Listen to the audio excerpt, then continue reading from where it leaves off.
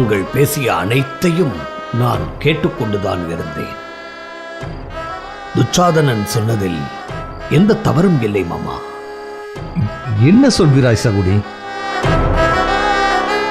மாமா, பாண்டவர்களை கொன்றால்தான் உங்களது புதல்வன் துரியோதனன் அரசாள முடியும். சகுனி, இதற்கு நான் ஒருபோதும் சம்மதிக்க மாட்டேன். எனக்காக அரசாடும் உரிமையை தியாகம் செய்த என் தம்பி பாண்டுவின் பிள்ளைகளை கொல்வதா? அப்படித்தான் இந்த சாம்ராஜ்யம் நமக்கு கிடைக்கும் என்றால் வேண்டவே வேண்டாம். மாமா, ஒருவன் உணர்ச்சிகளுக்கு அடிமையாகிவிட்டால் அவன் சத்திரியனாக வாழ முடியாது. நீங்கள் இப்படி வந்த பாசங்களில் சிக்கிக் கொண்டால் உங்கள் புதல்வர்கள் பாண்டுவை போல் காட்டில் அலைந்து திரிய வேண்டியதுதான். சகுனி, நீ என்ன சமாதானம் சொன்னாலும் நான் இந்த ஏற்பாட்டிற்கு ஒத்துக்கொள்ள முடியாது. மாமா, இப்பொழுது நீங்கள் எடுக்கப் போகும் முடிவுதான் உங்கள் சந்ததியினரின் எதிர்காலத்தை தீர்மானிக்கப் போகிறது. உங்கள் தம்பி பாண்டு நல்லவர். உங்களை அனுசரித்து நடந்து கொண்டார். உங்கள் தம்பி பிள்ளைகளும் அவரை போன்று உத்தமர்களாக இருப்பார்கள் என்று என்ன உத்தரவாதம்? பீமனின் கோபம் மற்றும் வெறுப்பு பற்றி நான் சொல்ல வேண்டியதில்லை. ஊரறிந்த விஷயம் அது. பாண்டுவிற்கும் பாண்டு பிள்ளைகளுக்காகவும் எவ்வளவு தூரம் யோசிக்கும் தாங்கள் உங்கள் பார்வையற்ற நிலையையும் ராஜ்யம் இல்லாமல் போனால் உங்கள் பிள்ளைகளின் நிலைமையையும் யோசித்து பாருங்கள் மாமா. தங்களை நான் திசை திருப்புவதாக தவறாக நினைக்கக்கூடாது. என்னை விட ராஜநீதியிலும் சத்திரிய தர்மத்திலும் நிபுணத்துவம் பெற்றவர் கணிகர் என்ற பிராமணர். அவரை வரச் சொல்கிறேன். அவரிடம் நீங்கள் ஆலோசனை பெற்று தெளிவடையுங்கள்.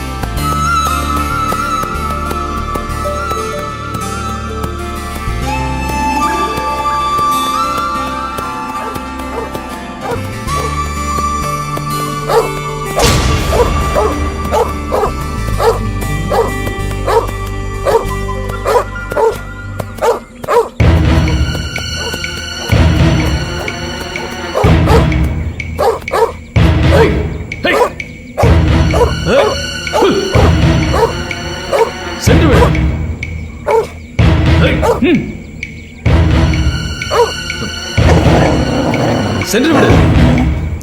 ஏய்,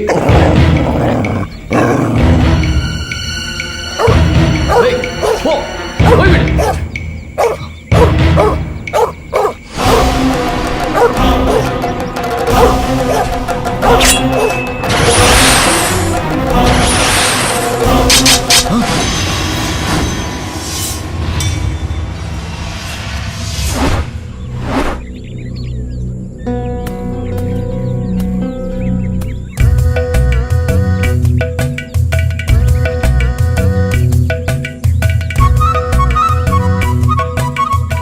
வீணாக எதற்கு ஒரு உயிரை கொல்ல வேண்டும்? உங்களுக்கு நாயின் குறைப்பு சத்தம் தானே தொல்லை கொடுத்தது. அதனால் அதன் மீது அஸ்திரபாணத்தை விடுத்து அதன் வாயை நான் கட்டிவிட்டேன்.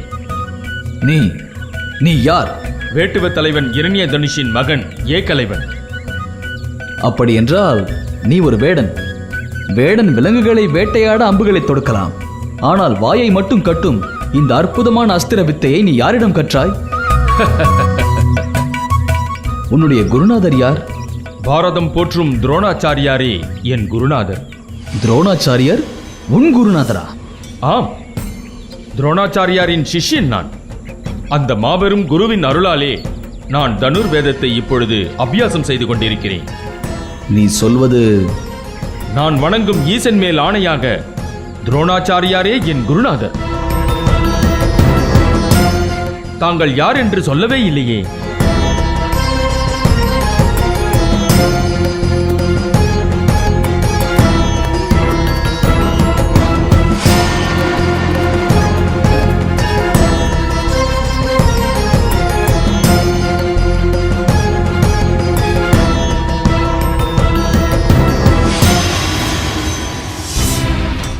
சத்திரிய தர்மத்தின் நுணுக்கங்களையும் ராஜ நீதியையும் நன்கு அறிந்தவர் என்று உங்களை பற்றி நான் கேள்விப்பட்டிருக்கிறேன்.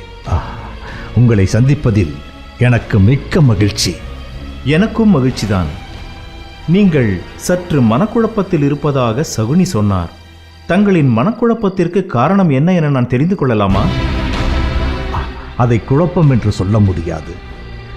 நான் ஒரு விஷயத்தில் தீர்மானமாக இருக்கிறேன். ஆனால் பிரச்சனையின்றி அதை நிறைவேற்றுவது எப்படி என்றுதான் தெரியவில்லை. உங்கள் தீர்மானம் என்ன என்பதை நான் அறிந்து கொள்ளலாமா? என் மகன் துரியோதனனுக்கு யுவராஜ பட்டம் சூட்ட வேண்டும் என்பது எனது விருப்பம். சூட்டிவிட வேண்டியதுதானே. இதை நிறைவேற்றுவதில் என்ன பிரச்சனை? என் தம்பியின் புத்திரர்கள் அதற்கு தடையாக இருக்கிறார்கள். ஏனென்றால் அவர்கள்தான் நாடாள வேண்டும் என்று மக்கள் விரும்புகிறார்கள். அரசே, இதை சொல்வதற்காக தாங்கள் என்னை மன்னிக்க வேண்டும். தாங்கள் அறிந்திராத ராஜநீதிகள் ஏகபோகமாக உள்ளன. அவற்றை நீங்கள் பின்பற்றினால் வெற்றி உங்களுக்கே. அரசே, ஒரு மன்னனை கண்டு மக்கள் நடுங்க வேண்டும். தாங்கள் தண்டனைகளை வழங்குவதில் வள்ளலாக இருக்க வேண்டும். அப்படி தண்டனைகளை வழங்கும்போது மக்கள் தங்கள் கருத்துக்களையோ விருப்பங்களையோ வெளிப்படையாக சொல்ல அஞ்சுவார்கள். கணிகரே, நீங்கள் என்ன சொல்கிறீர்கள்? நான் சொல்வது ராஜநீதி. கடும் தண்டனைகளை கொடுக்கும் கொடுங்கோலனாக நீங்கள் இருந்திருந்தால் இன்று இந்த பிரச்சனையே ஏற்பட்டிருக்காதே. ஒரு மன்னன் குருடனாக இருக்க வேண்டிய இடத்தில் குருடனாகவும், செவிடனாக இருக்க வேண்டிய இடத்தில் செவிடனாகவும், ஊமையாக இருக்க வேண்டிய இடத்தில் ஊமையாகவும் இருக்க வேண்டும். கணிகரே, நீங்கள் சொல்வது எனக்கு ஒன்றும் புரியவில்லையே. ஒரு மன்னன் கண்முன்னே அநீதிகள் அரங்கேறலாம். அவை மன்னனுக்கு பயனுள்ள வகையில் அமையும் என்றால் மன்னன் குருடனாக இருந்து விடுவதே சிறந்தது. மன்னனை கொடுங்கோலன் என்று மக்களும் அவையோரும் தூஷிக்கலாம். அப்போது மன்னன் செவிடனாக இருந்துவிட வேண்டும். உண்மையை கூறினால் மன்னனின் உயிருக்கே ஆபத்து நேரிடலாம். அந்த நேரங்களில் மன்னன் ஊமையாக இருப்பதே நல்லது. அரசன் எப்போதும் தன் பலவீனத்தை வெளிப்படுத்தவே கூடாது. அதே நேரத்தில் மற்றவர்களின் குறைகளை வெளிப்படுத்துவதில் மிகவும் கவனமாக இருக்க வேண்டும். எதிரியின் பலவீனத்தை அறிந்து அவனை தக்க தருணத்தில் தாக்க வேண்டும். சரணடையும் எதிரியை உடனே கொன்றுவிட வேண்டும். தஞ்சம் என்று சரணடைபவனை கொல்வது பாவம் இல்லையா? நான் சொல்லும் இந்த ராஜநீதியில் மன்னருக்கு பாவம் என்ற ஒன்றே இல்லை. மன்னனுக்கு அரியணை ஒன்று மட்டுமே குறிக்கோளாக இருக்க வேண்டும். சரி, மேற்கொண்டு சொல்லுங்கள். எதிரியின் சமையல்காரனுக்கு கையூட்டு கொடுத்து எதிரியின் உணவிலே நஞ்சினை கலந்து எதிரியின் குடும்பத்தை கூண்டோடு அழிக்கவும் ஒரு மன்னன் தயங்கவே கூடாது. வெல்ல முடியாத பகைவர்களிடம் தந்திரமாக உறவாட வேண்டும். அவர்களை நம்ப வைத்து மான் போல் பதுங்கி இருக்க வேண்டும்.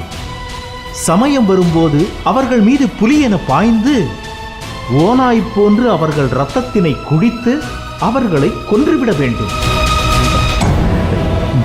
நீங்கள் சொல்வதையெல்லாம் கேட்டால் என் தலை கிறுகிறுக்கிறது.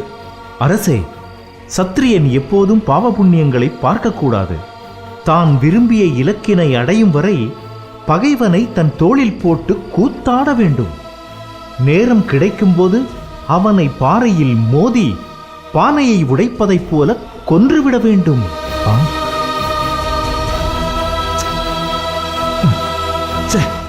இப்படியெல்லாம் செய்து ஒருவன் அரசாள வேண்டுமா? நாடு மன்னன் வசம் இருக்க வேண்டுமென்றால் இதையெல்லாம் செய்துதான் ஆக வேண்டும்.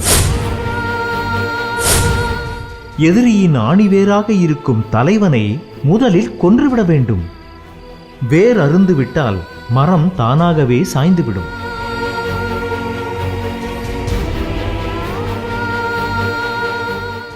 இறுதியாக உங்களுக்கு ஒன்றை சொல்கிறேன். பெற்ற பிள்ளை, கட்டிய மனைவி, உடன் பிறந்த சகோதரன், நமக்கு பாடம் சொல்லித் தந்த குரு, இவர்களில் யாராக இருந்தாலும் பகை என்று வந்துவிட்டால் அவர்களை கொல்வதில் சிறிதும் இரக்கம் காட்டக்கூடாது. கணிகரே, என்ன சொல்கிறீர்கள்? மன்னா, நான் ராஜநீதியை சொல்கிறேன். மன்னனின் லட்சியம் நாடே என்று மற்ற உறவுகள் அல்ல. இதற்கே இப்படி பதற்றப்படுகிறீர்களே. மேலும் சில ராஜநீதிகளை நான் சொல்லப் போகிறேன். பதட்டப்படாமல் கேளுங்கள்.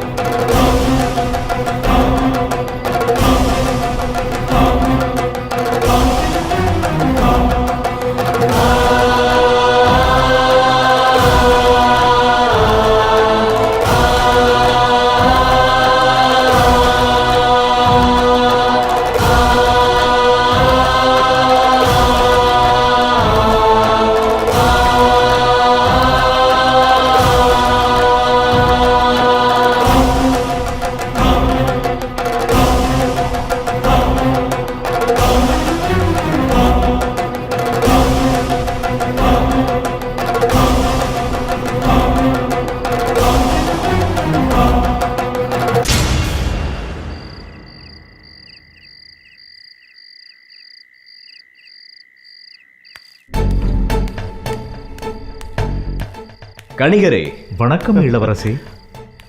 உங்கள் ராஜ நீதி உலக பிரசித்தமாயிற்றே. நலமாக இருக்கிறீர்களா? இளவரசே, நான் நலம்தான். தாங்கள் அனைவரும் நலமா? எங்கள் நலனிற்கு இதுவரையில் எந்த குறையும் இல்லை. ஆமாம், நீங்கள் எதற்காக வந்தீர்கள் என்று நான் அறிந்து கொள்ளலாமா? அரசரை பார்ப்பதற்காகத்தான் வந்திருக்கிறேன். அரசரை ராஜ மரியாதையுடன் தர்பாரில் சந்தித்திருக்கலாமே. இந்த இரவு நேரத்தில் அவரை சந்திக்க காரணம்? அரசர்தான் எனக்கு அவசர அழைப்பு விடுத்திருந்தார். ஓ, அப்படியா? அவர் எதற்காக அழைத்தார் என்பதை நான் அறிந்து கொள்ளலாமா? அரசியல் விவகாரங்களில் சில சந்தேகங்கள் அரசருக்கு இருந்தது. எனவே ஆலோசனை செய்ய அரசர் என்னை அழைத்திருந்தார். ஆம், சரி சரி, வந்ததே வந்தீர்கள். வாருங்கள், பீஷ்மரை சந்தித்து களைபாரி செல்லலாம். இல்லை இல்லை, நான் மீண்டும் ஒரு முறை வரும்போது பீஷ்மரை சந்திக்கிறேன். தற்போது எனக்கு நேரமாகிவிட்டது, நான் புறப்படுகிறேன். கணிகரே,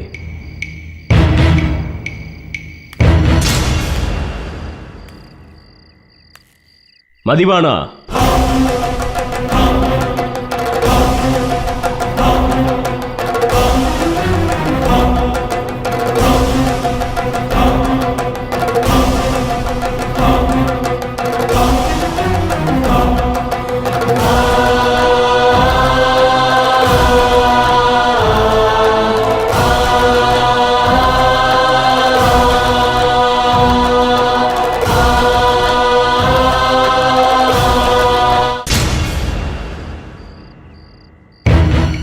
வாருங்கள். என்ன கணிகரே, காரியம் வெற்றிதானே? எனது மாமா திருதராஷ்டிரர் என்ன சொல்கிறார்? என்னால் முடிந்தவரை ராஜநீதியை அவருக்கு உபதேசித்திருக்கிறேன். ஆனால் என்ன ஆனால்? துரியோதனா, சற்று பொறு. என்ன நடந்ததென்று அவர் சொல்லாமலா சென்று விடுவார்? நீங்கள் சொல்லுங்கள், அங்கு என்னதான் நடந்தது? மெல்ல மெல்ல குழந்தைக்கு பால் புகட்டுவது போல் அவர் நெஞ்சில் நஞ்சை விதைத்துவிட்டு வந்திருக்கிறேன். அரசர் திருதராஷ்டிரர் நான் சொன்ன ராஜநீதியை கேட்டு அதிர்ந்து போயிருக்கிறார். அப்படியென்றால் நீங்கள் சொன்னதை எல்லாம் அவர் கேட்க மறுத்து விட்டாரா? அது இந்த கணிகரிடம் நடக்குமா? அரசர் மிகுந்த மனக்குழப்பத்திற்கு ஆளாயிருக்கிறார் என்பது மட்டும் உண்மை. பலே பலே, அதுவும் நல்லதுதான். என்ன மாமா, தந்தை குழப்பத்தில் இருப்பதாக கணிகர் கூறுகிறார், நீங்களும் அதுவும் நல்லது என்று கூறுகிறீர்கள். எனக்கு ஒன்றும் புரியவில்லையே. துரியோதனா, உனக்கொன்று தெரியுமா? உன் தந்தை திருதராஷ்டிரர் தெளிவாக இருந்தால்தான் நமக்கு பிரச்சனை. அவர் குழப்பத்தில் ஆழ்ந்திருப்பது நமக்கு நல்லதுதானே. அதாவது குட்டை குழம்பி இருந்தால்தான் மீன் பிடிக்க முடியும். சரிதானே இளவரசே? வாயை மூடு. போய் அங்கிருக்கும் பணமுடிப்பை கொண்டு வா.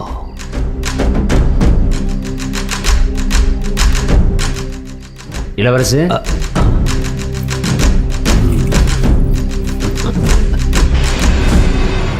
கணிகரே, இந்தாருங்கள். நன்றி இளவரசே. நிச்சயம் நான் திருதராஷ்டிரனுக்கு ஓதிய மந்திரம் கண்டிப்பாக வேலை செய்யும். கவலைப்படாதீர்கள், நான் சென்று வருகிறேன். கணிகரே, யாருக்கும் தெரியாமல் நீங்கள் இங்கிருந்து வெளியேற வேண்டும். எச்சரிக்கை. அப்படியே ஆகட்டும், சென்று வருகிறேன்.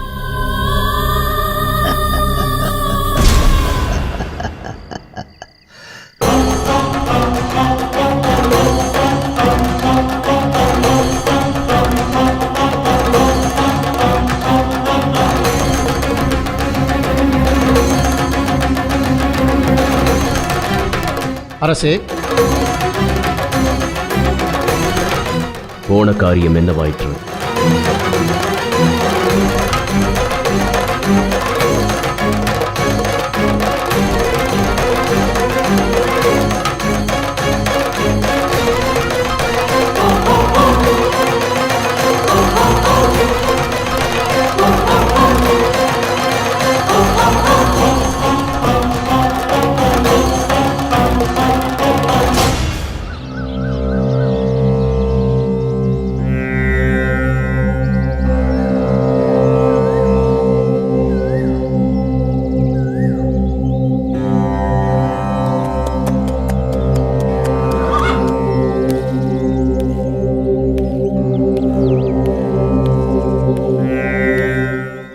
குரு துரோணாச்சாரியாருக்கு என்னுடைய கனிவான வணக்கங்கள்.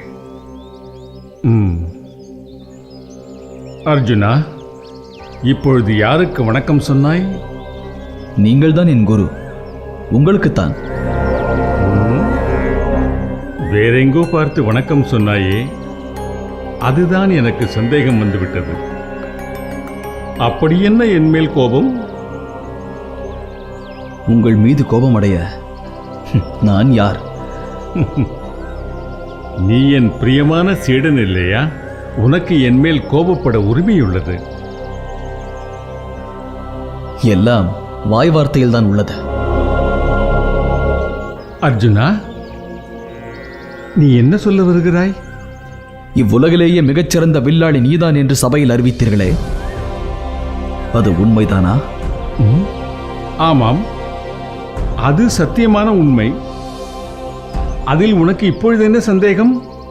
தாங்கள் எனக்கு கற்றுக் கொடுத்ததை விட அதிகமாக அஸ்திர சாஸ்திர வித்தைகளை ஒரு வேடனுக்கு கற்றுக் கொடுத்திருக்கிறீர்கள். அர்ஜுனா, என்ன சொல்கிறாய்? ஒரு வேடனுக்கு நான் அஸ்திர வித்தைகளை கற்றுக் கொடுத்தேனா? என்ன பிதற்றுகிறாய்? பிதற்றல் இல்லை, நான் கண்ட உண்மை. இன்னும் சொல்ல போனால் அவன் என்னை விட வில் வித்தையில் சிறந்தவனாக இருக்கிறான். நான் இன்று வரை அறியாத அற்புத வித்தைகளை அவன் செய்து காட்டி என்னை திணறடித்து விட்டான். யார் அவன்? எங்கு அவனை சந்தித்தாய்? அவன் பெயர் ஏகலைவன், வேட்டுவ தலைவன் இரண்ய தனுசுவின் மகன். காட்டிற்கு வேட்டையாட சென்ற போது நான் அவனை சந்தித்தேன். அவன் தங்களைத்தான் தன் குருவென்று ஈசன் மீது ஆணையிட்டு சொல்லுகிறான்.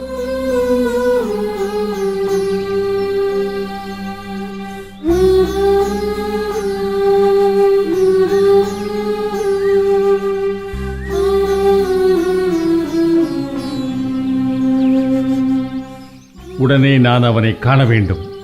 வா.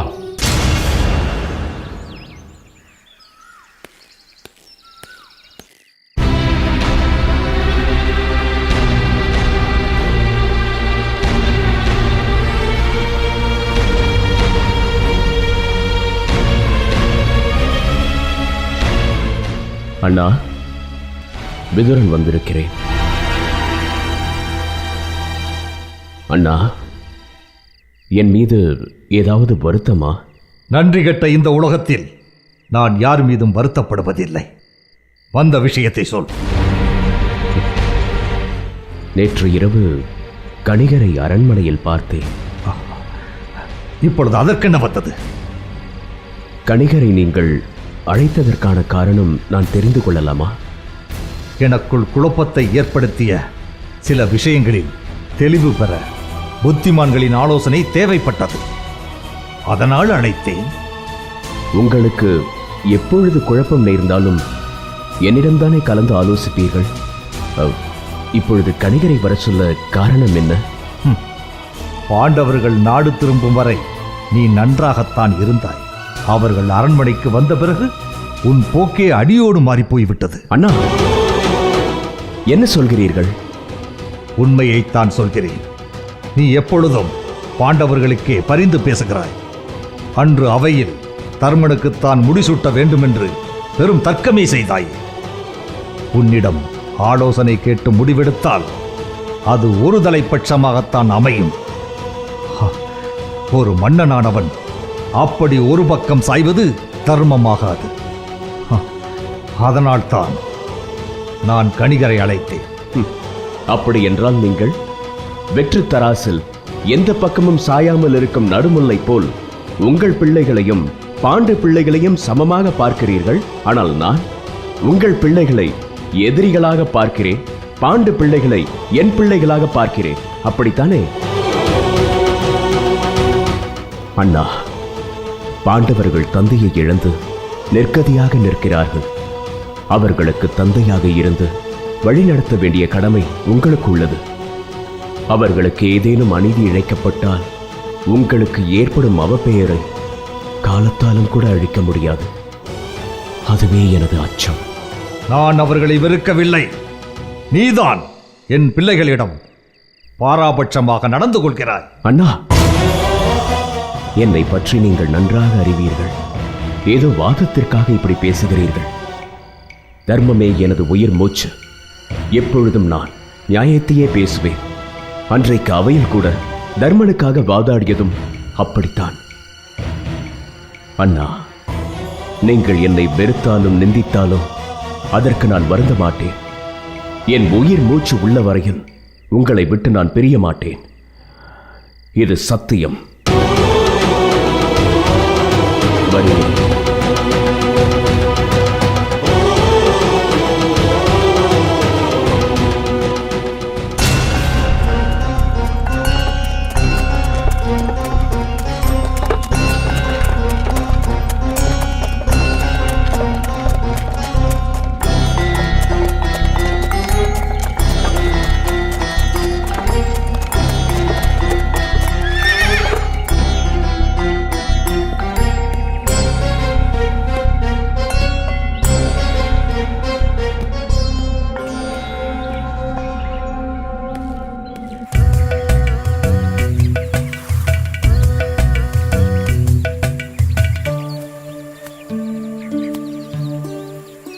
குருவே வணக்கம். தங்களை தரிசித்ததில் எனக்கு பெருமகிழ்ச்சி. நான் உனக்கு குருவா? வேடனான நீ எனக்கு சிஷ்யனா? தாங்கள்தான் என்னுடைய குரு.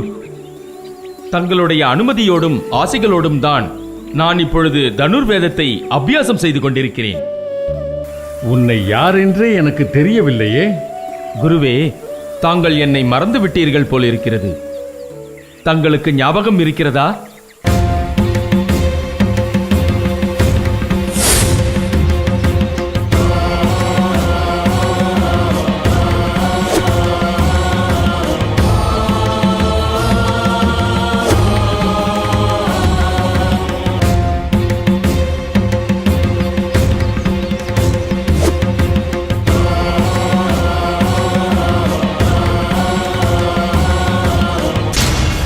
குரு துரோணாச்சாரியார் அவர்களுக்கு வணக்கம். நான் வேட்டுவ தலைவன் இரணிய தனுசின் மகன் ஏகலைவன். நான் தங்களிடம் அஸ்திர வித்தைகளை கற்றுக்கொள்ள விரும்புகிறேன். என்னை தங்களுடைய சிஷ்யனாக ஏற்றுக்கொள்ள வேண்டும். இது அற்ப விஷயமல்ல. அஸ்திர வித்தைகளை கற்றுக்கொள்ள அபார திறமை வேண்டும். அது உன்னால் முடியாது. என்னால் தாங்கள் கற்றுக் கொடுப்பதை சிறப்பாக கற்றுக்கொள்ள முடியும்.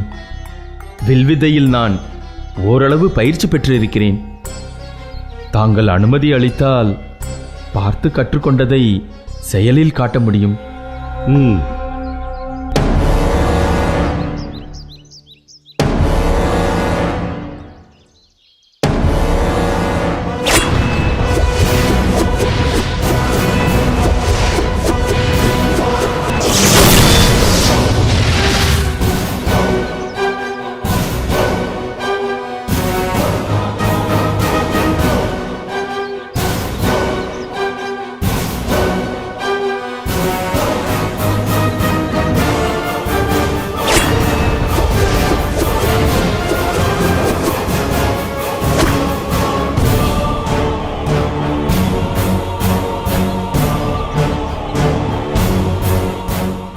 ஏகலைவா, உண்மையில் உன்னிடம் அபார திறமை இருக்கிறது.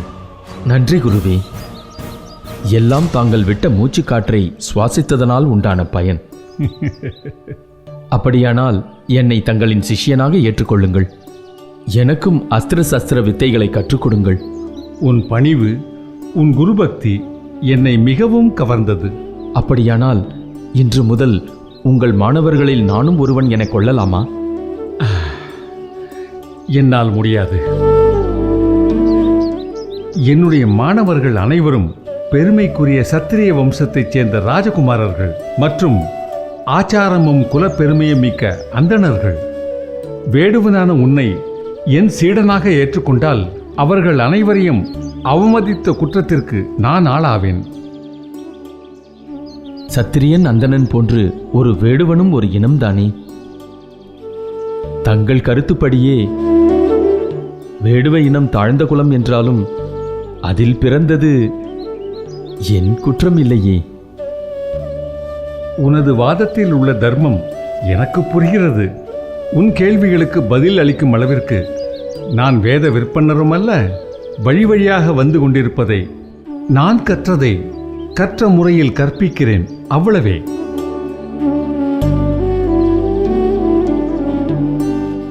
சிறந்த வீரனான உனக்கு எனது ஆசிகளும் வாழ்த்துக்களும் என்றென்றும் உண்டு.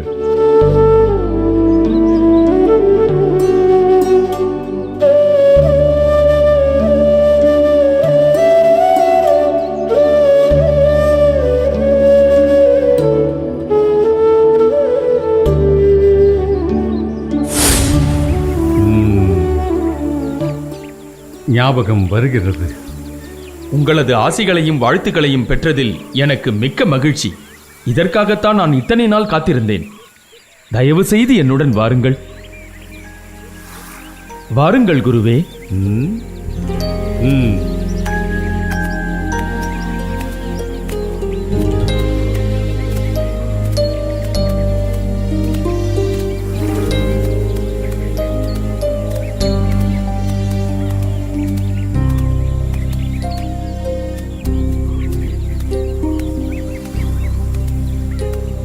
குருவே,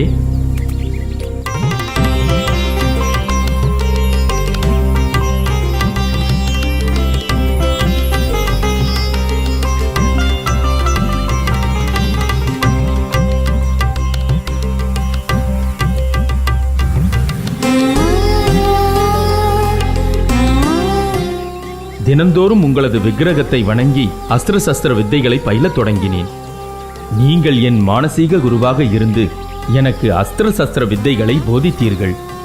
நான் இப்போது தனுர்வேதத்தை உங்களுடைய அருளால் அபியாசம் செய்து கொண்டிருக்கிறேன்.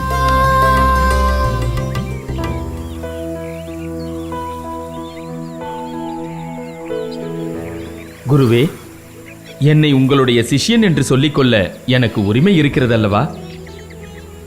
நிச்சயமாக. இதைவிட எனக்கு வேறு பாக்கியம் என்ன வேண்டும்?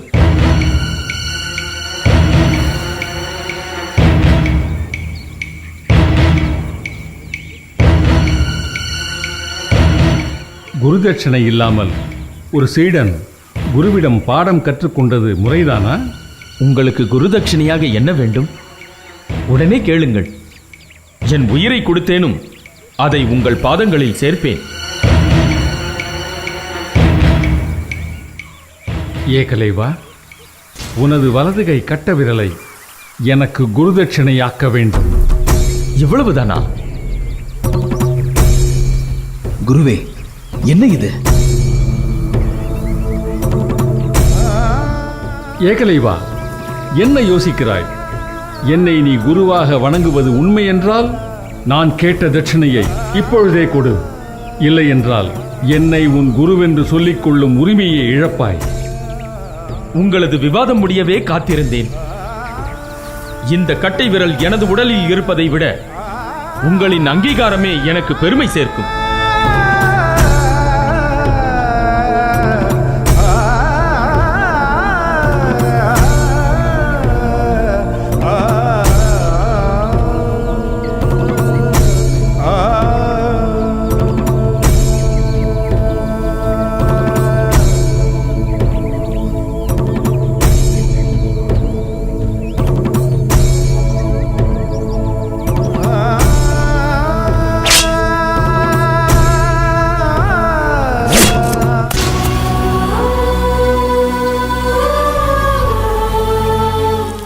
ஏகலைவா,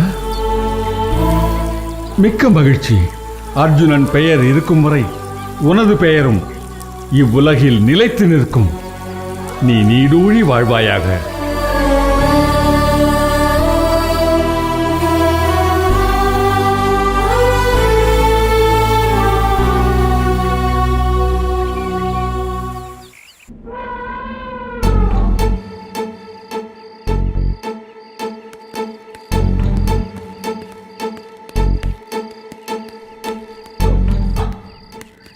யாரது? சகுனியா? ஆமாமா, என்னோடு துரியோதனனும் துச்சாதனனும் வந்திருக்கிறார்கள். வணக்கம் தந்தை.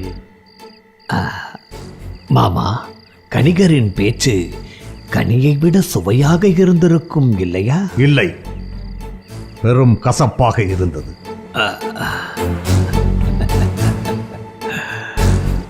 உண்மை என்றும் கசக்கத்தானே செய்யும். தந்தையே, பாண்டவர்கள் உள்ளவரை என்னால் அரியணை ஏற இயலாது. அவர்களை ஒழித்து கட்டினால்தான் அது நடக்கும். சற்று அமைதி கொள் துரியோதனா. கணிகர் அத்தனை போதித்தும் அரசர் சிந்திக்காமலாக இருந்திருப்பார். சகுனி, இப்பொழுது என்னை என்ன செய்ய சொல்கிறாய்? எனக்கு ஒரே குழப்பமாக இருக்கிறது. நீங்கள் அமைதியாக ஓய்வெடுங்கள். காரியத்தை கச்சிதமாக நான் முடிக்கிறேன். உங்கள் அனுமதி மட்டும் வேண்டும், அவ்வளவுதான். நீங்கள் என்ன காரியத்தை முடிக்க என் அனுமதியை கோருகிறீர்கள்? அது என் ஜென்ம சத்ருவான பாண்டவர்களை கொல்ல நீங்கள் அனுமதி தர வேண்டும். துரியோதனா, பாண்டவர்களை கொல்வதா? அதற்கு ஒருபோதும் நான் சம்மதிக்க மாட்டேன். பாண்டவர்கள் என் தம்பி பாண்டுவின் பிள்ளைகள் என்பதை நீ மறந்து விடாதே. பாண்டு தர்மத்தின் வழியிலே வாழ்ந்தவன். என்னிடத்தில் பேரன்பும் மரியாதையும் கொண்டிருந்தான். எனக்காக இந்த நாட்டையே தியாகம் செய்து காட்டில் உயிரை துறந்தவன். அவனுடைய பிள்ளைகளுக்கு இப்படி ஒரு துரோகத்தை நான் ஒருபோதும் செய்ய மாட்டேன்.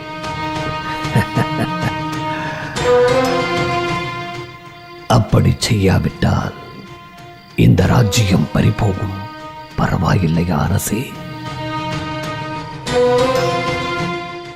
பாண்டவர்களை கொன்றுவிட்டு நம்மால் தப்பிவிட முடியும் என்று நினைக்கிறீர்களா? அத்தினாபுரத்து மக்கள் பாண்டவர்களை அளவுக்கு அதிகமாக நேசிக்கிறார்கள்.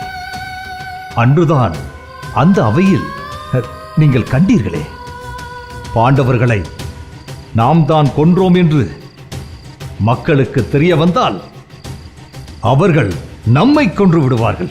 தந்தையே, அந்த கவலை உங்களுக்கு வேண்டாம். நான் பொன்னையும் பொருளையும் ரத்தினங்களையும் அள்ளி அள்ளி கொடுத்து அமைச்சர்களையும் சேனாதிபதிகளையும் நம்வசமாக்கி வருகிறேன். பீஷ்மர் நடுநிலையானவர், அரசியலை ஒருபோதும் விரும்ப மாட்டார். அஸ்வத்தாமன் என் மீது தனி பிரியம் கொண்டவர். ஆகையால் துரோணாச்சாரியாரும் கிருபாச்சாரியாரும் என்னை விரோதம் கொள்ள மாட்டார்கள். விதுரர் மட்டுமே பாண்டவர்களுக்கு ஆதரவாக பேசுவார். மக்கள் அந்த ஆட்டு மந்தை கூட்டத்தை எப்படி அடக்க வேண்டும் என்பது எனக்கு தெரியும். ஆகவே பாண்டவர்களை கொல்ல அனுமதி தாருங்கள். அது என் உயிர் உள்ளவரை நடக்காது. பாண்டவர்களை கொல்ல வேண்டும் என்ற எண்ணத்தை இப்பொழுதே கைவிட்டுவிடு. அதுதான் நமக்கு நல்லது. மற்றபடி நீ அரியணை ஏற ஏதேனும் யோசனை இருந்தால் சொல். தந்தையே, பாண்டவர்களை கொன்று விடுவதுதான் இந்த பிரச்சனைக்கு ஒரே தீர்வு. ஆனால் நீங்களும் பாண்டவர்களை கொல்ல வேண்டாம் என்று சொல்கிறீர்கள். அப்படி என்றால் என்னை அரியணையில் அமர்த்தி அழகு பார்க்க வேண்டும் என்று நீங்கள் சொன்னது எல்லாம் வெற்று நாடகம் என்றுதானே பொருள்? துரியோதனா, விரக்தியில் தந்தையை தவறாக பேசாதே. அவர் சொல்லில் உள்ள நியாயத்தை புரிய வைக்க வேண்டியது என் பொறுப்பு. மன்னிக்க வேண்டும் தந்தையே.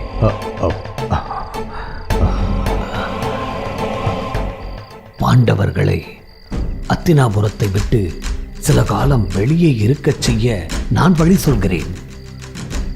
அதற்கு ஒத்துழைப்பீர்களா அரசே? என்ன வழி?